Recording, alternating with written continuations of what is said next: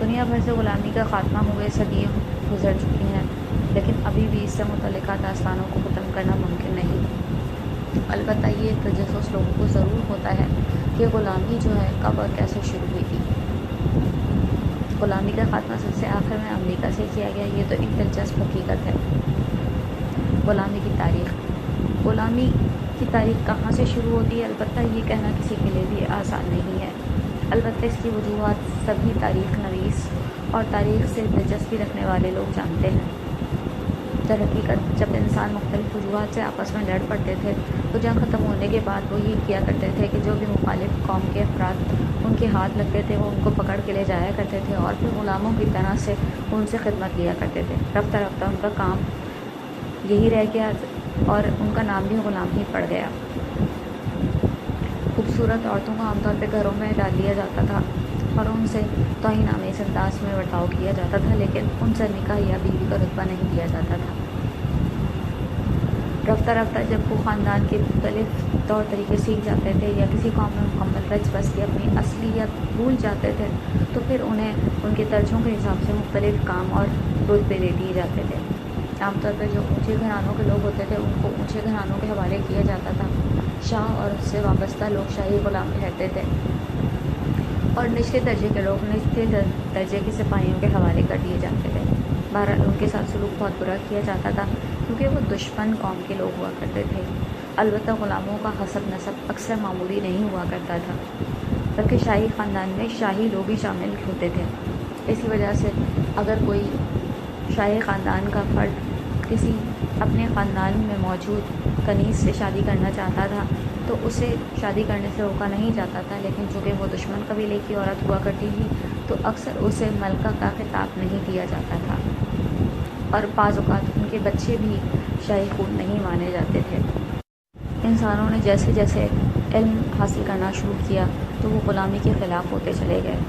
کہا جاتا ہے کہ تاریخ میں سب سے پہلے شدت سے غلامی کی مخالفت سقراط نے کی تھی، اس کے بعد اس کا شاگرد ارسطو اس کے خلاف بہت شدت سے سرگرم عمل رہا۔ اس کے شاگرد خاص سکندر اعظم نے دنیا بھر میں حکومت تو کی، لیکن اس نے کبھی کسی کو غلام نہیں بنایا، نہ اس کے پاس کوئی کنیز رہی۔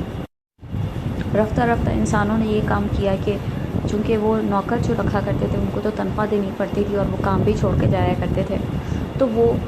جنگوں سے حاصل کردہ غلام تو محدود طور پہ حاصل کر پاتے تھے۔ جنگیں روزمرہ میں مہذب قوموں میں نہیں ہوا کرتی تھی اور جو ہے جنگوں سے حاصل کردہ غلام عام طور پہ صرف سپاہ اور ان سے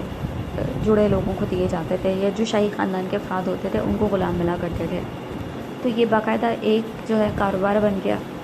دلال یا اس قسم کے گھٹیا قسم کے لوگ مختلف ملکوں میں اور اپنے ہی ملک کے چھوٹے موٹے قصبوں اور دور دراز کے علاقوں میں جایا کرتے تھے اور سینکڑوں میں خوبصورت نوجوان لڑکوں اور لڑکیوں کو مختلف طریقوں سے غلام بنا دیا کرتے تھے۔ جیسا کہ یوسف علیہ السلام کے قصے میں بھی آتا ہے کہ ان کے گھر میں ان کو ایک دوسرے کے پاس آدمی لے جا کر ان کو پیش کرا۔ بہرحال کیونکہ پرانے دور میں تہذیب اتنی متمدن نہیں تھی اور نہ ہی انسانوں کا رابطہ ایک دوسرے سے نسلی طریقے سے ہو پایا کرتا تھا، اس لیے غلامی بھی صدیوں تک دین کے باوجود ہوتی رہی۔ اسلامی حکومت میں ایک دم چہرہ بھی ایک غلام عورت گزر جاتا ہے کہ جس نے پہلی دفعہ ایک شدت سے کے خلاف احتجاج کیا، اس کا نام قربان تھا اور وہ خلیفہ حاجی کی بیوی ہوا کرتی تھی۔ اس کا شوہر تاریخ میں اتنا نام نہیں رکھتا، لیکن اس کے بیٹے ہارون رشید نے اتنا زیادہ نام کمایا اور مامون ہارون رشید بھی کافی نامور ہاتھ سے گزرا۔ بہرحال دونوں بادشاہوں کے علم میں یہ آتا ہے کہ وہ غلام جو ہیں اکثر اچھے گھروں کے لوگوں کو بھی دھوکے سے بنا لیا کرتے ہیں، تو یہ طے کیا جانے لگا کہ غلامی کے قوانین جو ہے وہ سخت کیے جائیں اور اس کا سدباب کیا جائے، اور یوں رفتہ رفتہ غلام عورتوں اور بچوں کے بازار جو ہیں نہیں سجائے جانے لگے، لیکن پھر بھی لوگ چوری چھپے غلام بنا لیا کرتے تھے۔ جنگیں ختم ہوتی گئیں لیکن غلام نہیں ختم ہوا کرتے تھے اور اسلامی ممالک میں غلاموں کی بڑھتی ہوئی تعداد بھی تشویشناک رہی۔ عرب بادشاہ رفتہ رفتہ عیاش ہوتے گئے، یہاں تک کہ ایک وقت آیا کہ ہلاکو خان نے ان کو مکمل طور پہ تباہ و برباد کر دیا۔ یہ در حقیقت سلجوقیوں کے دور میں ہوا تھا اور اس کے بعد سلطنت عثمانیہ نے بھی اس کے لیے بہت کام کیا، کیونکہ اس طرح سے اسلامی ممالک کو بطور خاص نشانہ بنایا جاتا تھا، جبکہ یہ غلام دنیا بھر میں پائے جاتے تھے۔ جب تحقیقات ہوئیں تو یہ بات واضح طور پر ثابت ہو گئی کہ حسین ترین عورتوں کو اٹھا کر شاہی کنیزوں کے طور پر بیچ دیا جاتا ہے اور عیاش قسم کے بادشاہ جو ہیں ان کو خرید لیا کرتے ہیں، جبکہ وہ آزاد گھروں کی آزاد بیٹیاں ہوتی تھیں۔ تو پھر رفتہ رفتہ جبکہ اسلامی قوانین یہ تھے کہ غلاموں کو آزاد کیا جائے، اس کا بہت ثواب ہوتا ہے، تو جنگیں بھی نہیں ہوتی تھیں اور غلام کیسے بڑھ رہے تھے، جبکہ غلام عورت سے پیدا ہونے والی اولاد جو ہے وہ مرد کی اپنی اولاد کہلاتی ہے، اور غلام عورت کو پھر دوبارہ بیچا بھی نہیں جا سکتا۔ یعنی کہ غلامی کو تو صدیوں پہلے اسلامی قوانین کے تحت ختم ہو جانا چاہیے تھا، لیکن غلامی ختم نہیں ہو رہی تھی اور اسلام بدنام ہو رہا تھا۔ تو سب سے پہلے اسلامی حکومتوں نے یہ قدم اٹھایا تھا اور اسلامی ممالک کے اندر غلامی کو مکمل طور پہ حرام قرار دے دیا گیا۔ اس قانون کے تحت اب کسی بھی فرد کو غلام کے طور پہ نہ بیچا جا سکتا تھا، نہ خریدا جا سکتا تھا، اور جنگوں کے دوران بھی مختلف ممالک ایک دوسرے سے طے شدہ رقم لے کر زر تلافی لے کر لوگوں کو آزاد کر دیا کرتے تھے، یا وہ قید خانوں میں رہا کرتے تھے، لیکن ان کو غلام نہیں بنایا جا سکتا تھا۔ امریکہ جو ہے لگ بھگ 1599 عیسوی میں دریافت کیا گیا تھا۔ کولمبس نے یہ قدم شاہ فرڈینینڈ کے حکم پہ اٹھایا تھا، جو کہ اسپین کا بادشاہ ہوا کرتا تھا۔ کولمبس نیک نیتی سے وہاں گیا تھا کہ ایک وہ نیا ملک دریافت کر رہا تھا، لیکن جب کولمبس کو وہاں سے واپس آ گیا، اس کے بعد یہ ہوا کہ وہ لوگ جو وہاں سے رہے، وہ لوگ جو وہاں پہ آباد ہو گئے تھے، وہ لوگ جو وہاں پہ رہے، انہوں نے وہاں سے جو وہاں کی مقامی آبادی تھی، وہاں سے تگڑے تگڑے لوگ چھانٹ کے ان کو غلاموں کے طور پر اسپین بھیجنا شروع کر دیا۔ زیادہ تر امریکہ میں آباد ہونے والے لوگ اسپینی ہی تھے، لیکن اسپینی فوج کے اندر مختلف نسلوں کے لوگ شامل ہوا کرتے تھے۔ تو یہ بھی ایک دلچسپ حقیقت آپ کو پتہ چلے گی کہ امریکہ میں غلام بنائے جانے والے لوگ اس کی اصل قوم ہی نہیں تھے، بلکہ در حقیقت وہاں پہ حکومت کرنے والے اور امریکی کے لانے والے اکثر لوگ اصل میں امریکی نہیں ہیں، اس میں مختلف ممالک کے لوگ پائے جاتے ہیں اور سب سے زیادہ اسپینی لوگ پائے جاتے ہیں۔ اسی وجہ سے شمالی آئرلینڈ جو امریکہ کا ایک قدیم ترین علاقہ ہے، وہاں پہ آج بھی اکثر اسپینش لوگوں سے نہایت نفرت کی جاتی ہے اور امریکی حکومت کے خلاف بھی احتجاج ہوتا رہتا ہے، کیونکہ اب امریکہ میں سفید فام اور سیاہ فام لوگوں کے بیچ میں نفرت کو دور کرنے کے لیے بہت زیادہ کوششیں کی جاتی ہیں۔ امریکہ چونکہ ایک انتہا پسند ملک تھا، تو ابراہم لنکن کے دور سے پہلے جو ہے وہاں پہ غلاموں کو آزادی نہیں دی جا سکتی، جبکہ وہ اس قوم کے اصل افراد تھے۔ لیکن جیسے جیسے اسپین کا وہاں سے امن دخل ختم ہوتا گیا، یہ ایک حقیقت ہے کہ برطانیہ نے بہت بعد میں نو آبادیاں قائم کی تھی۔ کبھی اسپین جو ہے وہ دنیا کی سپر پاور ہوا کرتا تھا اور اسپین نے دنیا بھر میں اپنی نو آبادیاں بنا رکھی تھیں، جیسے کہ پاکستان اور ہندوستان کبھی برطانیہ کی نو آبادی کالونی ہوا کرتے تھے۔ تو امریکہ جب ذاتی طور پر خود طاقتور ہوتا گیا، ترقی پکڑتا گیا، تو اس نے اسپین سے رفتہ رفتہ آزادی حاصل کر لی اور یہاں مختلف قسم کے لوگ جمع ہو گئے،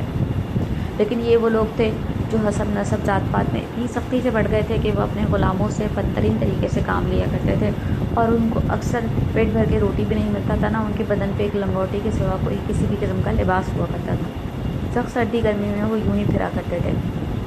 ابراہم لنکن جو ایک وکیل بھی تھا اور ایک اچھا انسان تھا، اس نے رفتہ رفتہ محسوس کیا کہ اگر اس نے اپنے ملک سے اس غلامی کو نہیں ختم کیا تو امریکہ کبھی بھی نہ تو صحیح طریقے سے ترقی کر پائے گا، نہ اسے معاشرے اقوام کے اندر عزت ملے گی۔ اور بالآخر بہت بڑی جنگ کے بعد ابراہم لنکن جو ہے وہ امریکہ میں غلامی کو حرام قرار دلوانے میں کامیاب ہوا۔ اسی وجہ سے امریکی تاریخ میں اس کو بہت زیادہ اہمیت حاصل ہے۔ لیکن یہ ایک تلخ ترین حقیقت ہے کہ جو لوگ آج بھی غلامی کی حمایت میں بات کرتے ہیں، وہ ایک انتہائی سنگین شرعی اور قانونی غلطی پر ہیں۔ شریعت میں صرف اس مرد یا عورت کو غلام بنایا جا سکتا ہے جو جنگ میں قید ہوتا ہے، اور اب دنیا بھر میں مختلف ممالک کے درمیان جنگی قوانین موجود ہیں کہ کوئی بھی کسی قیدی فرد کو قید نہیں کر سکتا، یا قید کر لے تو معاہدوں کے تحت چھوڑا جا سکتا ہے۔ اسی طریقے سے ایک فرد جب غلام بنایا جاتا ہے، اگر وہ یہ کہہ دیتا ہے بالکل اس عورت کی وہ غلام نہیں بننا چاہتی، وہ اپنی رقم ادا کر دے گی، تو مالک اس بات کا پابند ہوتا ہے کہ وہ اسے آزاد کر دے۔ کیونکہ دنیا بھر نے اب قانونی طور پر غلامی کو حرام قرار دے دیا ہے، اور مسلمانوں میں کچھ کٹر انتہا پسند کے علماء اس بات کے حق میں فتوے دیتے ہیں، اور ان فتووں کو اچھال کے دنیا بھر میں اسلام کو بدنام کیا جاتا ہے۔ ہمیں امید ہے کہ آپ کو آج کی یہ ویڈیو بہت پسند آئے گی اور آپ ایسے شیئر اینڈ لائک بھی کریں گے،